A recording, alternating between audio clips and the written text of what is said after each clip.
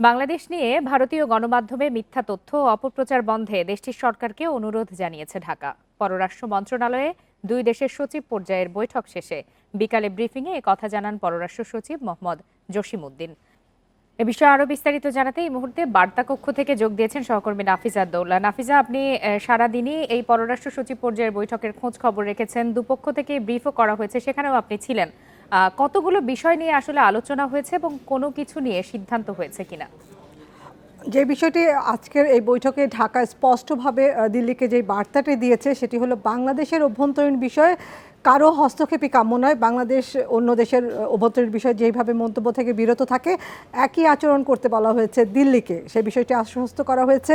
একই সাথে প্রাক্তন প্রধানমন্ত্রী শেখ হাসিনা ভারতে অবস্থান করে বিভিন্ন রাজনৈতিক কর্মকাণ্ড করছে, বিভিন্ন ধরনের বক্তব্য দিচ্ছে যেটি দেশের জন্য অস্থিতিশীল পরিবেশ তৈরি করতে পারে, সেই ধরনের শঙ্কার কথা জানানো হয়েছে।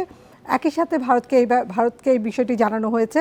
ভারতের পররাষ্ট্র সচিব সেই বিষয়টি নোট নিয়েছেন বলে আমাদের পররাষ্ট্র সচিব জসিমউদ্দিন জানিয়েছেন, এবং একই সাথে দিল্লির পক্ষ থেকে ঢাকাকে আশ্বস্ত করা হয়েছে সাবেক প্রধানমন্ত্রী শেখ হাসিনা ভারতে অবস্থান করলেও দ্বিপাক্ষিক সম্পর্কে এর কোনো প্রভাব পড়বে না।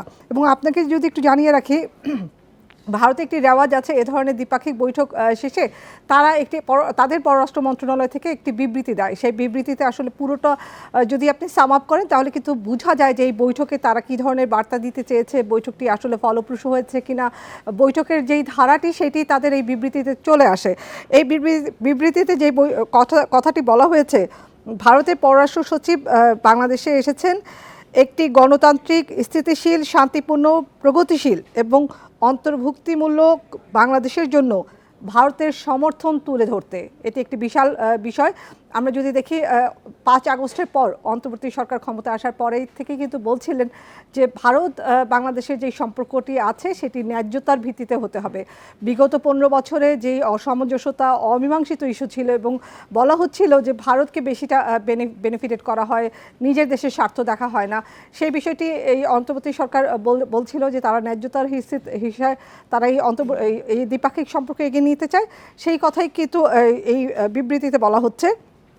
একই সাথে বলা হচ্ছে পারস্পরিক আস্থা ও শ্রদ্ধা এবং একে অপরের উদ্বেগ ও স্বার্থের প্রতি পারস্পরিক সংবেদনশীলতার ভিত্তিতে বাংলাদেশের সাথে একটি ইতিবাচক ও গঠনমূলক সম্পর্ক গড়ে তুলতে ভারতের ইচ্ছার কথা বিক্রম মিস্ত্রি ঢাকার কাছে তুলে ধরেছে।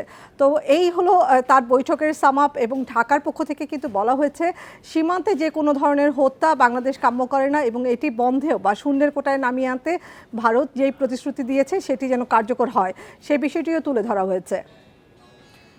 অর্থাৎ এই বৈঠকের পরে আশা করাই যায় যে ঢাকা দিল্লি সম্পর্কে কিছুটা হলেও পরিবর্তন আসতে পারে সামনের দিকে। নাফিজা দৌলা, আপনাকে অনেক ধন্যবাদ। ধন্যবাদ।